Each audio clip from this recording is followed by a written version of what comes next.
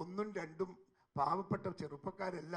എൻ്റെ ജില്ലയിൽ മാത്രം 10, 30, 35ഓളം ആളുകളെ വെട്ടിക്കൊന്ന ജില്ലയാണ് എൻ്റെ ജില്ല.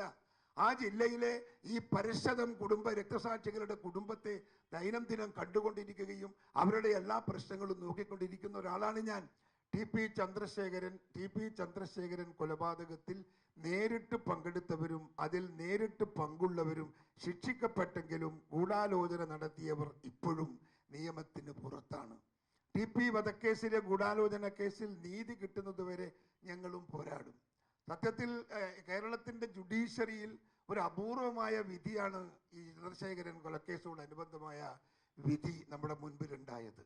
എല്ലാം പുറത്തിരുന്നവരൊക്കെ അകത്തായി എന്നത് ഒരു പുതുമയാണ്. പുതുമ എന്ന് പറഞ്ഞാൽ നിയമത്തിൻ്റെ മുമ്പിൽ വളരെ വ്യക്തമായി കോടതിക്ക് ബോധ്യപ്പെട്ടത് കൊണ്ടാണ് ആ ഒരു റീ ഓപ്പണിംഗ് നടത്തിയത് എന്ന് ഓർമ്മ വേണം. പക്ഷെ ഇനിയും ഇതിന് അവസാനത്തെ സാങ്ഷൻ കൊടുത്ത, അവസാനത്തെ അനുമതി കൊടുത്ത ഒരു നേതാക്കന്മാരുണ്ട് ഈ പാർട്ടിക്കകത്ത്. ആ നേതാക്കന്മാരെ കണ്ടെത്തണം. ശരിക്കും അവരാണ് യഥാർത്ഥ കൊലയാളികൾ. അവരെ കണ്ടെത്തണമെങ്കിൽ അന്വേഷണം കൂടുതൽ ആഴത്തിലും പരപ്പിലും കൊണ്ടുപോകണം എന്നാണ് ഞങ്ങൾ ആവശ്യപ്പെടുന്നത്.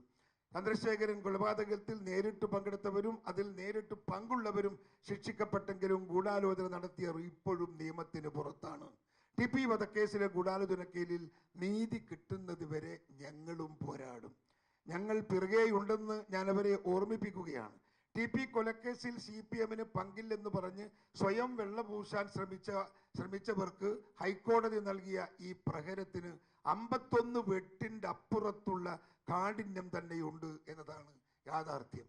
51 വെട്ടിനേക്കാൾ വലുതാണ് ഇപ്പോൾ ഈ വിധിയുണ്ടാക്കുന്ന പ്രഹരവും എന്ന കാര്യത്തിൽ ആർക്കും തർക്കമൊന്നുമില്ല. CPM ഒരു കൊലയാളി പാർട്ടിയാണെന്നും ഹൈക്കോടതി വിധി വ്യക്തമാക്കുന്നു. മുഖ്യമന്ത്രി ഉൾപ്പെടെയുള്ള കണ്ണൂർ നേതാക്കൾ രക്തദാഹികളാണെന്ന് ജനങ്ങൾക്ക് നേരത്തെ തന്നെ ബോധ്യമായിട്ടുണ്ട് എന്നത് ഒരു യാഥാർത്ഥ്യമാണ്. CPM നേതാക്കളെ ശിക്ഷിച്ചതോടെ പാർട്ടിക്ക് ഈ കൊലപാതകവുമായുള്ള ബന്ധം കോടതി ശരിവച്ചിരിക്കുന്നു. കൊലയാളികൾക്ക് യഥേഷ്ടം കിട്ടിക്കൊണ്ടിരുന്ന തുടർച്ചയായ പരോൾ പാർട്ടിയുടെയും സർക്കാരിൻ്റെയും പിന്തുണ കൊണ്ടാണെന്ന് കോടതിക്ക് ബോധ്യമായി. കൊടിസുനിയെ പോലുള്ള തടവുകാർ ഒരു വർഷത്തിൽ 300 ദിവസം ആ ജയിലിൽ കിടക്കാറില്ല. അതിലും കുറഞ്ഞ ദിവസമേ കിടക്കാറുള്ളൂ. അതുമാത്രമല്ല, കൊടിസുനിയെ പോലുള്ള ആളുകൾ എത്തിയ ജയിലിൽ അവരാണ് സൂപ്രണ്ട്, അവരാണ് ജയിൽ ഭരിക്കുന്നത്. ബാക്കിയുള്ള ഉദ്യോഗസ്ഥന്മാരൊക്കെ അവർ പറയുന്നതിനനുസരിച്ച് വാലാട്ടി നിൽക്കുന്ന നട്ടെല്ലില്ലാത്ത ഉദ്യോഗസ്ഥന്മാരാ. കണ്ണൂർ ജില്ലയിൽ ഞാൻ നേരിട്ട് കണ്ടതും അനുഭവിച്ചതുമാണ്.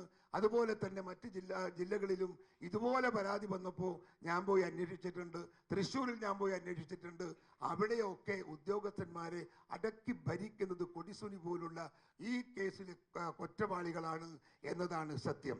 ടി പി ചന്ദ്രശേഖരനെ കൊന്നവരുടെ പാർട്ടി ഭരണത്തിലിരിക്കുമ്പോൾ പ്രതികൾക്ക് ജയിലിൽ സുഖജീവിതമായിരിക്കുമെന്ന തിരിച്ചറിവിൽ നിന്നാണ് കോടതി ഇരട്ട ജീവപര്യന്തത്തോടൊപ്പം പ്രതികൾക്ക് അടുത്ത 20 വർഷത്തേക്ക് പരോൾ നകരുതെന്ന് പറഞ്ഞത്. കോടതി എത്ര ഉചിതമായിട്ടാണ് അതിൽ പെരുമാറിയത്. എത്ര ബഹുമാനിച്ചാലും എത്ര പുകഴ്ത്തിയാലും അത് അധികമാവില്ലെന്ന് തോന്നുകയാണ്. കാരണം കോടതി ഇതെല്ലാം പരിശോധിച്ചിരിക്കുന്നു.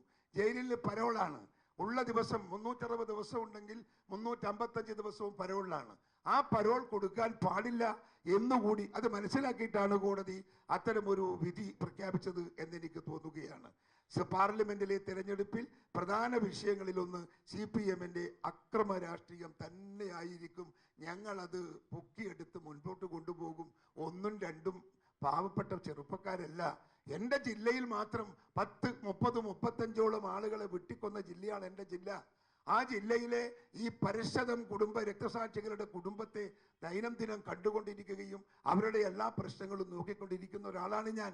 അപ്പം നമുക്കൊന്നത് മറക്കാനും പൊറുക്കാനും സാധിക്കാത്ത വിധം ദുരന്തത്തിൻ്റെ ഏകാന്തത സൃഷ്ടിച്ച ഒരു സംഭവമാണ് എൻ്റെ കണ്ണൂർ ജില്ലയിലെയൊക്കെ രാഷ്ട്രീയ കൊലപാതകം.